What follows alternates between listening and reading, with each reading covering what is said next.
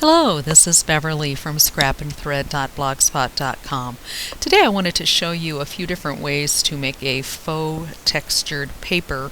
It's a cardstock that looks like a textured cardstock. On this layout I've used a few different kinds of ink to create that textured cardstock look. It started out with that Twilight cardstock from Close to My Heart. It's sort of a bluish, mid-blue color. And then on this other layout that I'm going to show you here, this is a different set of techniques to make this other kind of weathered look to it. And once again, it's also that Twilight cardstock. This is a very easy technique. You only need a few supplies.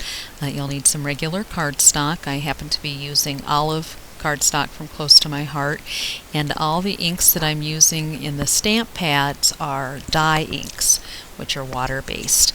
These are some background stamps, also from Close to My Heart.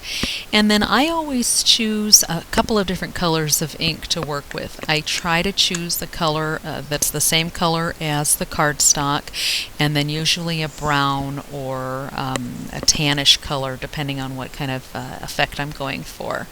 So all you do is you take your piece of cardstock that you want to make look old or weathered and stamp on background type stamps, and you can use lots of different kinds of stamps for background stamps. You don't need to use stamps that are specifically sold for that.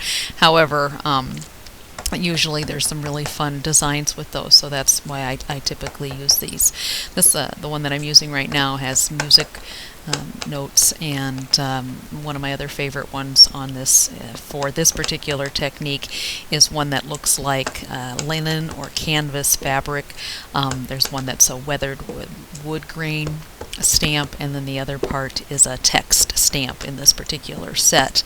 And what I'm doing is just over stamping with the different colors, and to give myself some texture and some interest there. I like to ink the edges of my cardstock with chocolate ink. It's a nice dark brown color that gives a nice effect.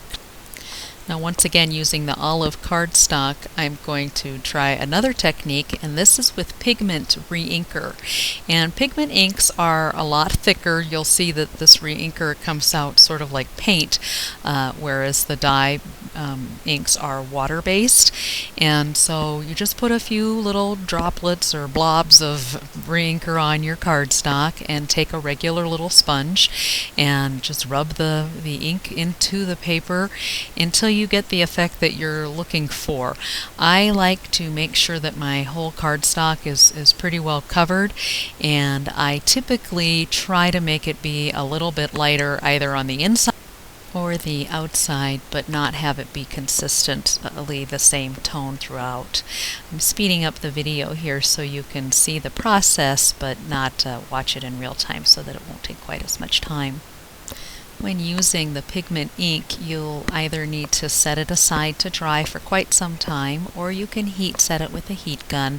I tend to let it dry overnight just because I think that it kind of absorbs in the paper a little bit better, and depending on what I'm going to be doing with the cardstock, I may not want any of that ink to come off onto my project that I'm working on, or if I'm stamping on top of it, then that's an issue as well. So I'm all done here, and now it's completely dry. You can see the difference in the color, kind of rubbing it to make sure that none of it comes off on my hand. And then I'm going to stamp it again with different kinds of background stamps, and I once again like to use that tone-on-tone or monochromatic look where I use the same color of ink as the cardstock, so this happens to be olive. And then a lot of times when I'm doing this technique, I will either do second generation or third generation stamping even. I like that more subtle, kind of more depth look to papers like this, because the idea behind them is that I'm using them for either vintage type layouts or cards, or something that I want to have it looked aged or weathered. And so that's, you see on there as an example, first generation stamping, second generation stamping, and third generation stamping all in that corner. And I'm using the scratch paper now to do more more of the second generation stamping, and I was going to stamp it and then changed my mind to make sure that it was the second generation stamping. And you can see that it is a kind of a subtle difference between the second and third generation. The first stamping is pretty intense. The ink shows up really well, even though that cardstock has been kind of weathered with the pigment reinker. And so you can still stamp on it. There's nothing the matter with doing that. You can mix your inks, even though they are a different kind of ink. And it's fun to play around and see what kinds of different effects you get.